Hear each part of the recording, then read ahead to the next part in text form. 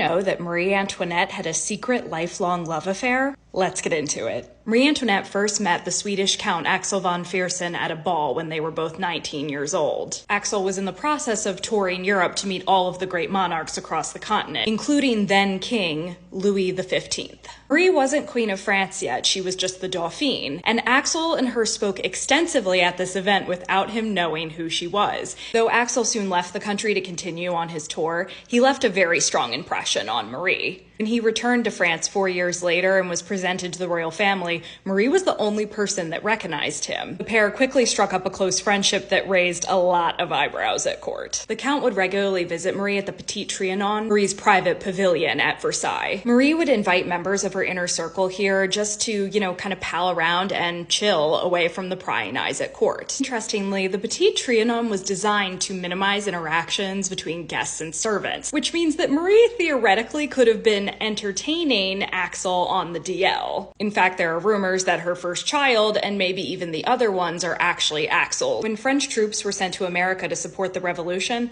Axel went with them. It's likely that he joined partially to calm some of the rumors that were swirling around him and Marie. When Axel returned to France, he received many prestigious military appointments and apartments at Versailles directly above the Queen's private apartments. During this time, Axel also wrote a letter to his sister stating, "I cannot belong to the one person I truly want, so I prefer to belong to nobody." Axel remained a member of the Queen's inner circle until the French Revolution, where he then started acting as a go-between between the French and Swedish royal families. He also tried to help the royal family escape France a number of times. The only plan they attempted, the flight to Versailles, was a complete and utter failure. It didn't stop Axel from continuing to try, though. He even snuck into the royal family's prison dressed in a large wig and mustache, and attempted to lay out one final escape plan, but the king refused. It was the last time Axel would see Marie alive. They continued exchanging letters until Marie went to the guillotine 1.5 years later. Axel was devastated, writing,